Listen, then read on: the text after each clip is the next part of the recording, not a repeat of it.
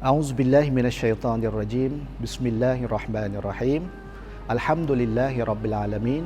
Wassalatu wassalamu ala asyrafil anbiya'i wal mursalin wa ala alihi wa sahbihi ajma'in. Assalamualaikum warahmatullahi wabarakatuh. Bertemu kembali dalam rancangan Anugerah Ramadan. Tuan-tuan dan puan-puan sidang penonton yang dihormati sekalian, firman Allah Subhanahu wa taala, A'udzubillahi minasyaitonirrajim. Alladzi khalaqal mauta wal hayata liyabluwakum ayyukum ahsanu amala. Maksudnya, Allah yang menciptakan kematian dan kehidupan bagi menguji hamba-Nya yang manakah satu amalan mereka yang terbaik. Surah Al-Mulk ayat yang kedua. Dalam ayat ini saya ingin memfokuskan kepada beberapa aspek. Yang pertama adalah berkaitan dengan perkataan al-maut, dan yang kedua adalah al-hayah, dan yang ketiga ialah liyabluwakum ayyukum ahsanu amala. Dalam perkataan yang pertama, Allah menyatakan al-maut terlebih dahulu.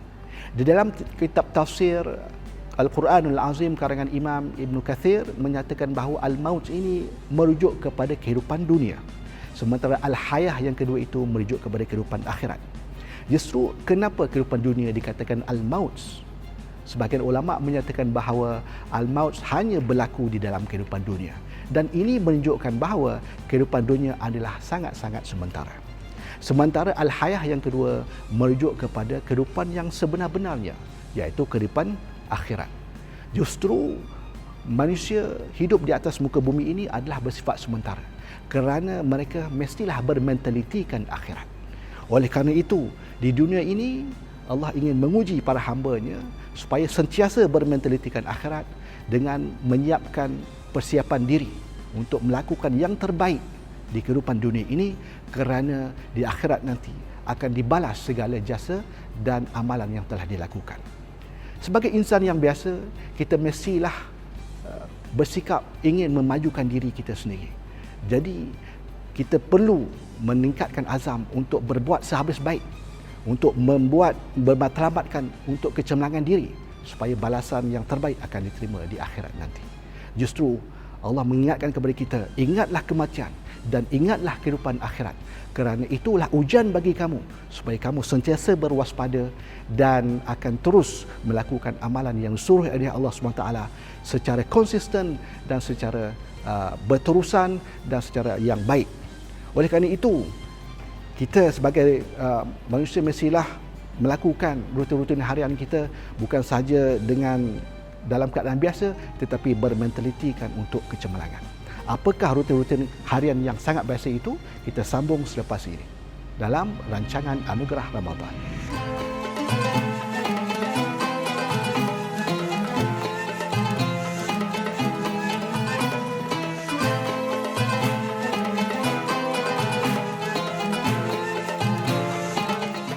Saya cuba untuk mencari masa untuk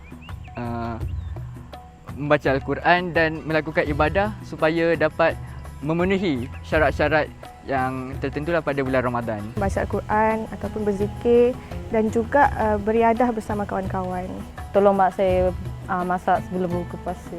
Buat perkara yang berfaedah lah, contohnya macam baca Al-Quran, tengok cerita ceramah-ceramah motivasi dan sebagainya.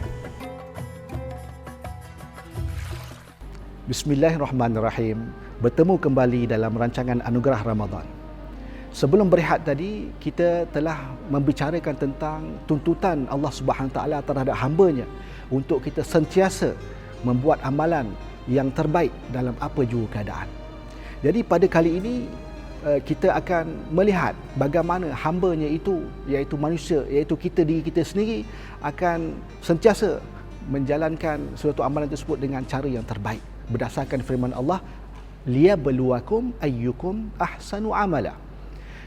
Oleh kerana itu, rutin harian kita perlu dimotivasikan di atas platform bulan Ramadan ini.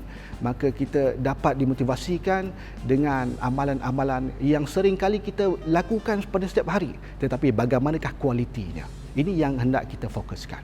Sebagai contohnya, Nabi pernah bersabda, ayyul amal ahabba ilallah as-salatu ala waqtiha. Sebagai contoh, solat di bulan Ramadan. Kita solat secara bersungguh-sungguh. Kerana apa? kerana ianya bulan Ramadan. Tetapi tahukah kita bahawa kita haruslah bermentalitikan akhirat untuk menunaikan solat, bahawa solat ini perlu apa saja dalam keadaan diamalkan dengan cara yang terbaik. Sebagaimana sabda Nabi tadi yang bermaksud solat yang terbaik adalah solat di awal waktu. Begitu juga Nabi memesan kepada kita dalam satu hadis yang lain, iaitu as-salatul jamaah afdalu min salatil fardhi bi 27 darajah. Solat jemaah adalah lebih baik daripada solat bersendirian sebanyak 27 darjah. Dari kita lihat di sini, dua kombinasi hadis ini menunjukkan kita haruslah menunaikan solat, yang mana solat dalam rutin harian itu perlu dijelmakan dalam keadaan yang terbaik, iaitu dengan solat berjemaah dan solat di awal waktu. Jadi tidaklah menjadi alasan di bulan Ramadan ini kita berasa letih lalu kita menangguh dan mengakhirkan solat kerana alasan letih dan sebagainya. Dan yang kedua, kalau kita lihat dari sudut aspek berwuduk, kita tidak membazir di dalam mengambil air wuduk, kerana Nabi pernah bersabda, setiap wuduk, air wuduk itu akan menghilangkan segala dosa. Begitu juga dengan sedekah. Nabi juga berpesan, seseorang yang bersedekah secara sunyi adalah lebih baik daripada dia mewar-warkan kepada orang lain. Jadi kita nampak di sini daripada sumber Al-Quran dan hadis, Allah dan Rasulullah telah menegaskan kepada kita bahawa pentingnya kita melakukan suatu amalan walaupun ianya rutin harian kita dilakukan dengan secara bersungguh-sungguh.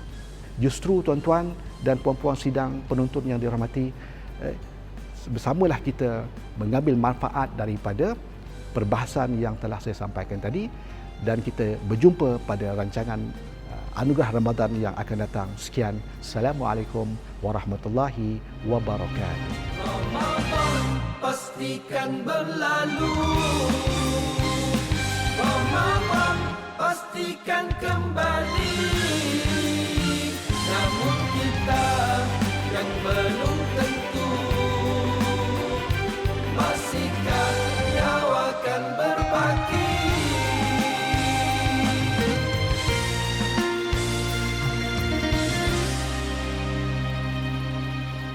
اللهم تقبل منا دعاءنا